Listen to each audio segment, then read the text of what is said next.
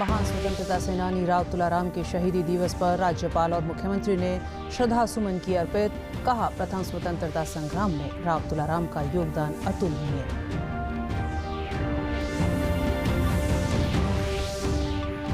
केंद्रीय मंत्री राव इंद्रजीत ने हरियाणा वीर एवं शहीदी दिवस पर झज्जर में वीर शहीदों के परिजन और युद्ध वीरांगनाओं को किया सम्मानित। कहा, यह वीर योद्धाओं की शहादत को याद करने का दिन।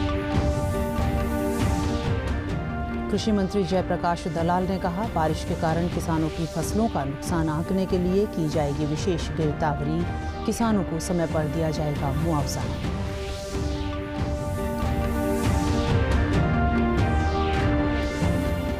और प्रधानमंत्री नरेंद्र मोदी 27 सितंबर को राष्ट्रीय डिजिटल स्वास्थ्य मिशन की करेंगे घोषणा। डिजिटल हेल्थ आईडी में उपलब्ध होगा नागरिक का स्वास्थ्य रिकॉर्ड। नमस्कार, मैं रूपा महलावत। अब समाचार विस्तार से। प्रदेश के राज्यपाल बंडारू दत्तात्रेय ने हरियाणा वीर एवं शहीदी दिवस के अवसर पर स्वतंत्रता सेनानी राव तुलाराम व जाने अनजाने सभी वीर शहीदों को नमन किया है।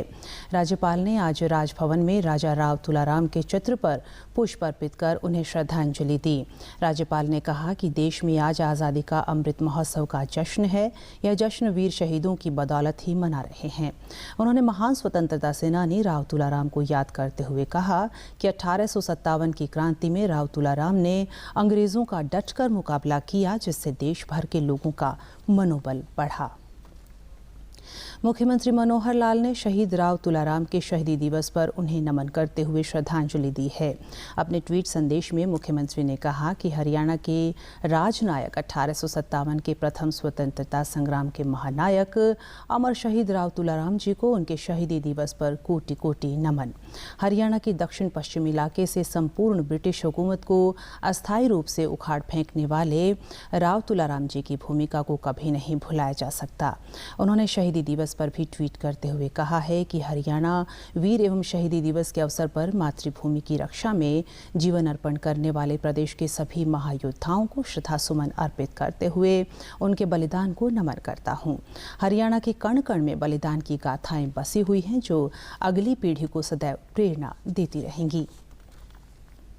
1857 के भारतीय स्वतंत्रता के पहले संग्राम के महान सेनानी राव तुलाराम का आज बलिदान दिवस है। राव तुलाराम ने हरियाणा में नायक के रूप में राज्य में ब्रिटिश सेना के खिलाफ लड़ाई लड़ी। राव तुलाराम का जन्म हरियाणा के रेवाड़ी जिले में हुआ था। उनके जीवन चरित्र पर प्रस्तुत है एक विशेष रिपोर्ट। में सम्माननीय तुलाराम ने राज्य में ब्रिटिश सेना के खिलाफ लड़ाई लड़ी। राव तुलाराम का जन्म 9 दिसंबर 1825 को रेवाड़ी के रामपुरा उपनगर में पूरन सिंह और ज्ञान कौर के घर हुआ था। उन्होंने 1839 से लेकर 1857 तक 18 वर्षों तक रेवाड़ी पर शासन किया।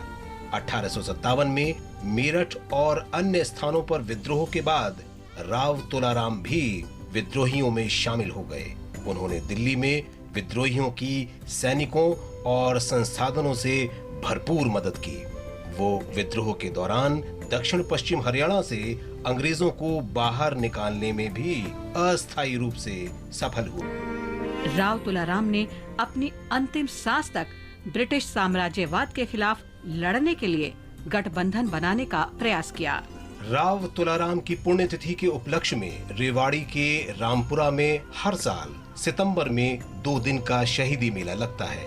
राव तुलाराम के सम्मान में भारत सरकार ने 23 सितंबर 2001 को डाक टिकट भी जारी किया। राव तुलाराम जैसे शहीदों की निस्वार्थ सेवा और बलिदान का भारत सदैव ऋणी रहेगा।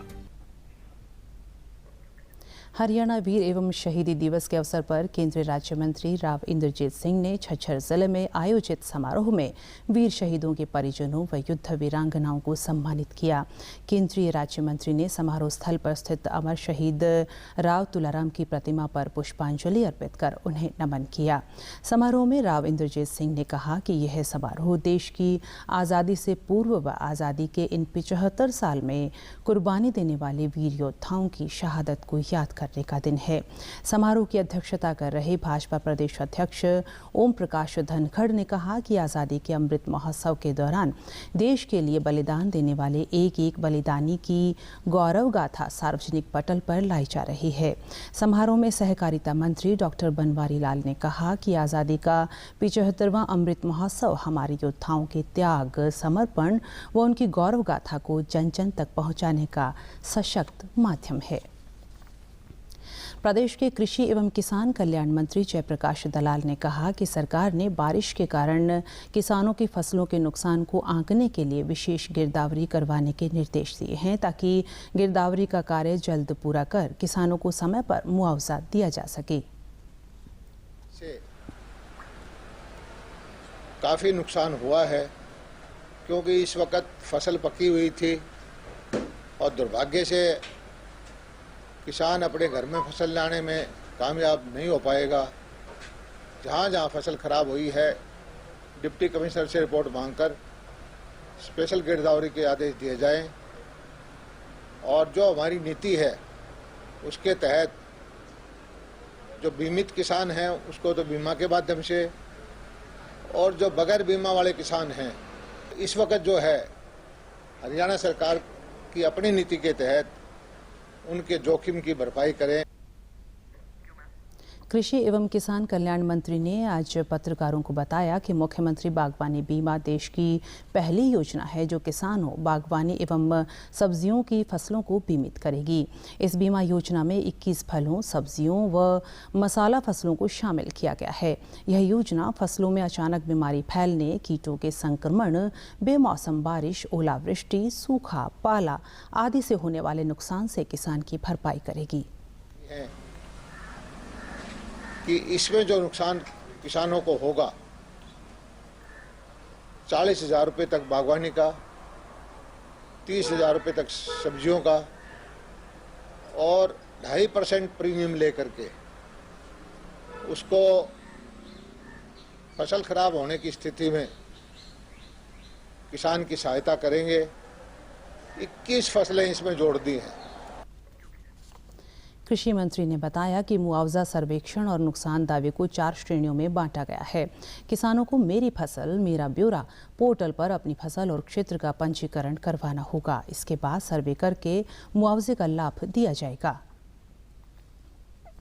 मकसद ये है कि जो किसान बोता है 80-85 लाख एकड़ जमीन में एक एकड़ का हमें पता हो ताकि उसकी मंडी में, उसकी बिक्री में, उसके लिए खाद बीज की व्यवस्था करने में हमें सुविधा हो।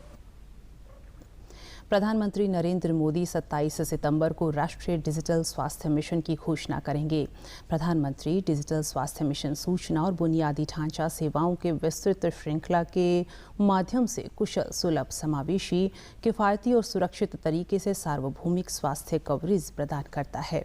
इसके तहत लोगों को प्रदान की जाने वाले डिजिटल हेल्थ आईडी में नागरिक का स्वास्थ्य रिकॉर्ड उपलब्ध रहेगा।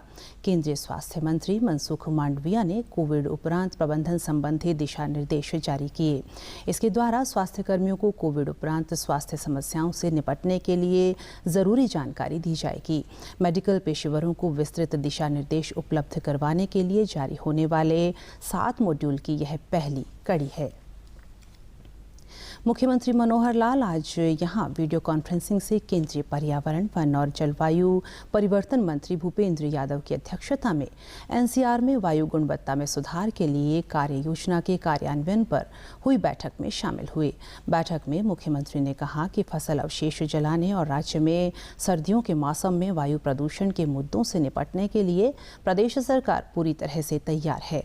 बैठक में पर्यावरण मंत्री ने कहा कि हरियाणा सरकार का 1 लाख एकड़ क्षेत्र में बायोडिकम्पोजर तकनीक का उपयोग करने का निर्णय पराली प्रबंधन के लिए महत्वपूर्ण कदम है। मुख्यमंत्री ने केंद्र सरकार से यमुनानगर में फॉर्मल्डिहाइड उद्योग को फिर से खोलने का आग्रह किया। उन्होंने कहा कि कृषि विभाग ने मौजूदा सत्र में फसल अवशेष जलाने की घटनाओं की रोकथाम के लिए विस्तृत कार्य योजना तैयार की है। प्रदेश सरकार फसल अवशेष प्रबंधन मशीनों पर सहायता प्रदान कर रही है। प्रदेश सरकार प्रदेश में पर्यटन को बढ़ावा देने के दृष्टिगत गीता महोत्सव की तर्ज पर राज्य में कृष्णा उत्सव भी शुरू करेगी। इसके तहत भगवान श्री कृष्ण के जीवन प्रसंगों को झांकी, संगीत, नृत्य व आधुनिक तकनीक के सहयोग से प्रदर्शित किया जाएगा। इस उत्सव की रूपरेखा बनाने के लिए मुख्यमंत्री मनोहर लाल की अध्यक्षता में बैठक हुई। बैठक में बताया गया कि कृष्णा उत्सव में भगवान श्री कृष्ण की बाल लीला से लेकर रासलीला तक, एक साधारण मानव से लेकर उनके राजा और कर्मयोगी आदि के व्यक्तित्व का दर्शन करवाया जाएगा। इस कृष्णा उत्सव में देश भर में स्थित भगवान श्री कृष्ण के प्रसिद्ध मंदिरों की आरती का सीधा प्रसारण भी किया जाएगा। प्रदेश के गृह और शहरी स्थानीय निकाय मंत्री अनिल विज ने विभिन्न विभागों के अधिकारियों को किसान आंदोलन की वजह से प्रदेश से दिल्ली जाने वाले मुख्य रास्तों के बंद होने के चलते वैकल्पिक रास्तों को जल्द से जल्द ठीक करवाने के निर्देश दिए हैं। उन्होंने कहा कि लोगों की सुविधा के लिए इस संबंध में कार्य जल्द ही शुरू हो जाना चाहिए। गृह मंत्री ने अधिकारियों को सोनीपत से दिल्ली जाने वाले वैकल्पिक रास्ते जो HSI ITC के अंतर्गत आते हैं को जल्द ठीक करवाने, कुंडली मानेसर पलवल एक्सप्रेस वे पर पब्लिक शौचालय की व्यवस्था करने तथा ट्यूबलाइट को चालू करने के संबंध में निर्देश दिए। DD न्यूज़ हरियाणा पर देश और प्रदेश से जुड़ी खबरों को विस्तार से जानने के लिए आप हमारे साथ फेसबुक, ट्विटर और यूट्यूब के माध्यम से भी जुड़ सकते हैं। हमसे जुड़ने के लिए आप हमारे सोशल मीडिया हैंडल को भी फॉलो कर सकते हैं। अब आप अपने मोबाइल फ़ोन से QR कोड स्कैन कर हमारे यूट्यूब चैनल पर सीधे पहुंच सकते हैं। गुरुग्राम के पंचगांव में राष्ट्रीय पोषण माह के अंतर्गत राज्य स्तरीय कार्यक्रम आयोजित किया गया। कार्यक्रम में केंद्रीय महिला एवं बाल विकास राज्य मंत्री डॉक्टर मुंजपारा महेंद्र और प्रदेश की महिला एवं बाल विकास मंत्री कमलेश ढांढा ने पोषाहार से संबंधी प्रदर्शनी का अवलोकन किया। प्रदर्शनी में बच्चों और महिलाओं में कुपोषण के कारण और उसके निवारण सहित संतुलित आहार के बारे में विभिन्न स्टॉल लगाकर जानकारी दी गई। कार्यक्रम के दौरान केंद्रीय मंत्री ने प्रदेश में पोषण माह में सामुदायिक भागीदारी को बढ़ावा देने और जन जागरूकता लाने के लिए पोषण रथ को हरी झंडी दिखाकर रवाना भी किया। पक्षियों के लिए घोंसले बनाने के माहिर पर्यावरणविद और नेस्टमैन ऑफ इंडिया राकेश खत्री ने आज भिवानी में विद्यार्थियों को घोंसले बनाने की कला सिखाई और पर्यावरण संरक्षण में पक्षियों के योगदान की जानकारी दी। गौरतलब है कि नेस्टमैन ऑफ इंडिया के नाम से विख्यात राकेश खत्री 2 बार Limca book of world record में नाम दर्ज करवा चुके हैं। वे अब तक 1.25 लाख घोंसले बनाने के साथ ही देश के 2.5 लाख बच्चों को घोंसला बनाना सिखा चुके हैं। राकेश खत्री ने बताया कि आधुनिक समय में हमारे घरों में चिड़िया व अन्य पक्षियों के घोंसले बनाने का स्थान नहीं है, जबकि ये पक्षी हमारे पर्यावरण संरक्षण में महत्वपूर्ण भूमिका निभाते हैं। लेकिन हमने कभी ये नहीं सोचा कि वो चिड़िया कांटेदार वाले पेड़ों में रहती है। बेर लगाएं, अनार लगाएं, करौंदा लगाएं। सबसे अच्छा है कि बोगनविलिया के झाड़ लगाएं हम, जो उसका सबसे मुफीद जगह। हम क्या करते हैं, बुशेज हमने पार्क से हटा दी, सीमेंटेड ट्रैक लगा दिए। हमने उस चिड़िया को जिसके संग बचपन में घर में बैठ के चिड़िया उड़ खेला करते थे, हमने उसे इतना दूर उड़ा दिया कि उसको वापस लाने की जद्दोजहद करनी पड़ रही है। तो मुझे लगता है ये गलत है, क्योंकि ये चिड़िया इकोसिस्टम का सबसे अच्छा बैरोमीटर है।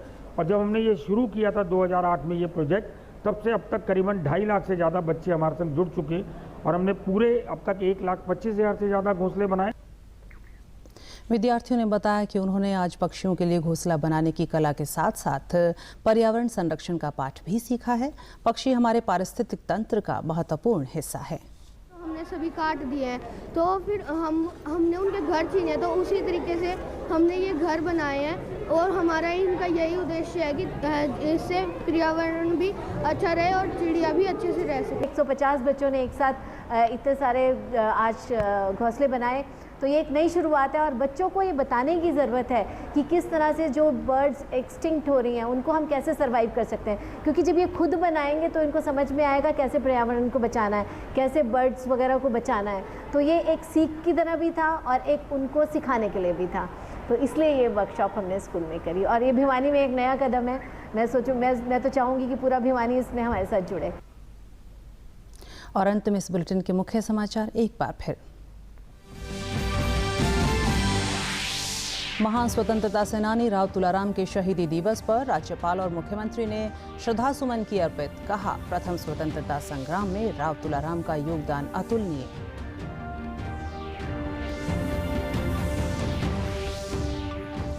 केंद्रीय मंत्री राव इंद्रजीत ने हरियाणा वीर एवं शहीदी दिवस पर झज्जर में वीर शहीदों के परिजनों और युद्ध वीरांगनाओं को किया सम्मानित। कहा, यह वीर योद्धाओं की शहादत को याद करने का दिन।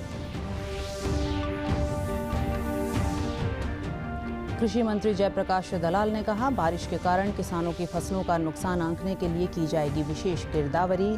किसानों को समय पर दिया जाएगा मुआवजा।